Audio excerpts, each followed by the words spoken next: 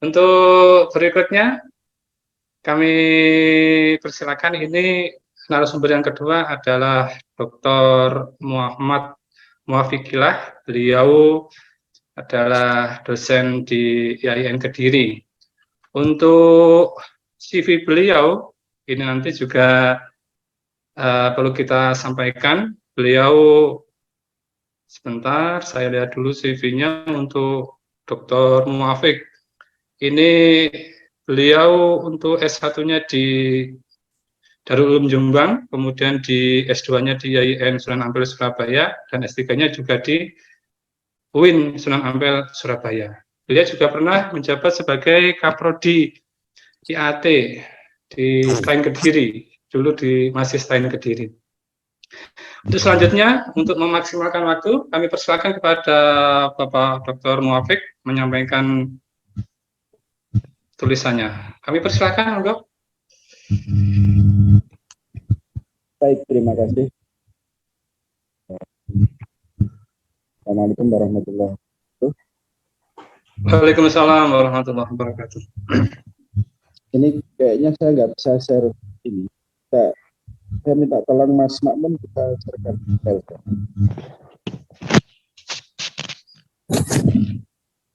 Bu Khalilah mungkin bisa membantu? Yes, sebentar. Karena masih ini pakai. Yes. Mungkin bisa mukadimah dulu Pak Muhammad sambil kita persiapkan. Sudah co-host kok Pak Muafiq itu saya lihat. Ya, tapi saya nggak bisa buka file saya di tab saya. Baik, terima kasih Pak Makmun. Terima kasih Pak Ibnu. Inputnya jurnal Off. Saya ingat waktu awal-awal Pak Ibnu datang. Suaranya kecil ya Pak Muafiq. Oke. Sudah Bu? Ya sudah lumayan Pak. Oke. Ya. Jadi waktu itu Pak Ibnu datang dengan hasil istikharahnya untuk memberikan nama jurnal Off itu. Jadi saya pikir itu ya istikharah yang tepat dan mudah-mudahan berkah sampai hari ini terus. Amin. Mas Makmun sudah menjelaskan bahwa ini mau akreditasi, dinaikkan akreditasinya, mudah-mudahan sukses. Baik, yang saya hormati juga Pak Mas Profesor Saifuddin Zuhri Qudsi, Profesor muda ini. Luar biasa tadi penyampaiannya tentang Al-Quran dan budaya lokal. Yang tadi menurut saya sudah ya, substansi dan inti dari webinar ini sudah selesai sebetulnya disampaikan Mas Prof tadi. Oke, jadi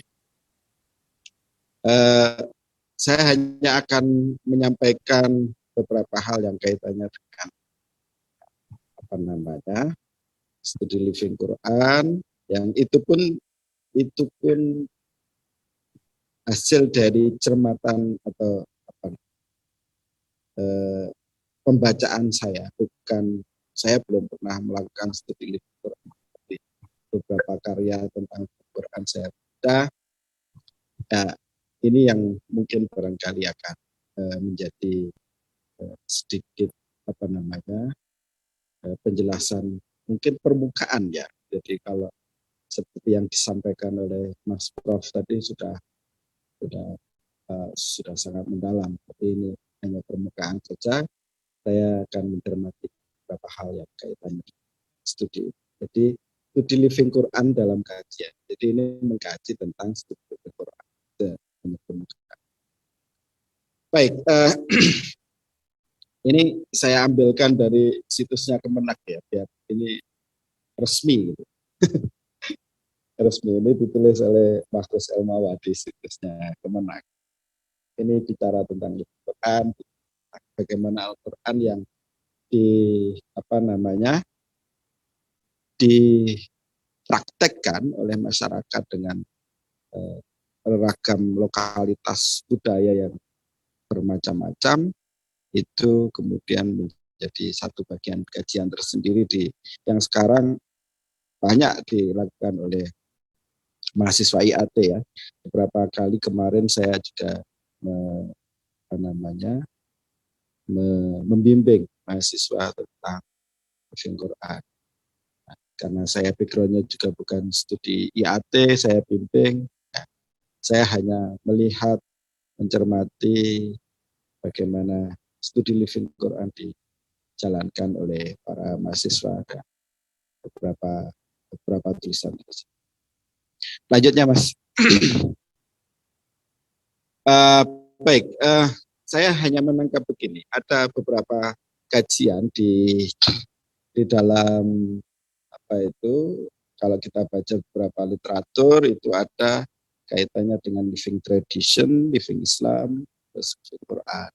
Jadi living tradition itu ya mirip-mirip sama. Jadi ada tradisi yang di barat kajian-kajian seperti ini tentu saja kalau ada buku-buku tentang tradisi yang dijalani, tradisi yang dihidupi. Nah, lalu kemudian agak spesifik tentang living Islam, Anda bisa baca tulisannya Andre Moller itu yang Ramadan di Jawa, yang bercerita tentang kehidupan religius dan ritual masyarakat di Jawa pada bulan Ramadan.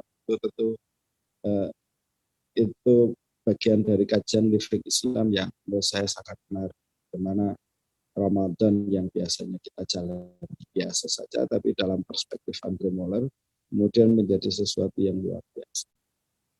Ditangkapnya ritual-ritual yang dijalankan, ada nyekar sebelum Ramadan dimulai, ada darusan, ada macam-macam ya, yang mengalami dipotret dengan luar biasa oleh Andre Moller. Lalu kemudian ada tulisannya Bernard Adeni Risakota itu Living in a Sacred Cosmos, Indonesia and the Future of Islam. Itu menggambarkan bagaimana negosiasi antara bahasa rasionalitas ilmiah, keyakinan agama, dan pengalaman. Nah, seterusnya. Living Islam ini menarik dalam beberapa kajian yang secara general menceritakan tentang Islam.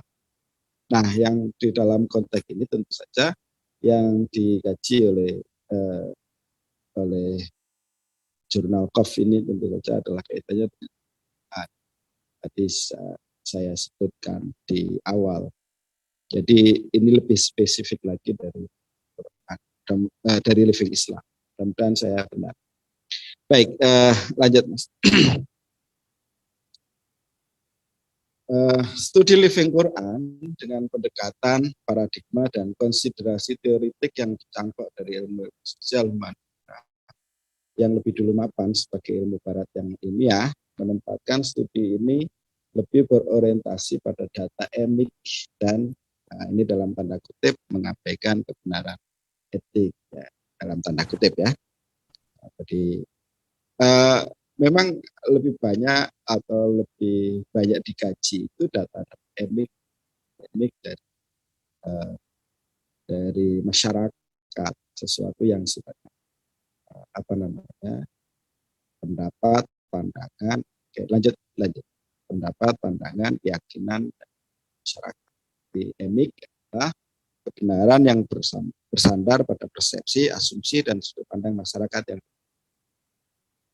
Nah, dalam konteks studi living Quran, memilih untuk mendengarkan suara seseorang atau sekelompok orang yang diteliti daripada menguraikan ulang narasi kebenaran yang maktub di dalam teks. Jadi pilihannya ini ada teks Al-Quran, ada teks tafsir yang dianggap sebagai sebuah kebenaran. Tapi kemudian ada praktek lokal, praktek tradisional, praktek masyarakat yang menurut mereka juga benar. Tadi sudah dicontohkan sangat luar biasa oleh Mas Prof tadi. Itu kita memilih untuk mendengarkan mereka. Nah, di dalam konteks penelitian Living Quran daripada kebenaran yang termaktub di dalam. Oke, lanjut.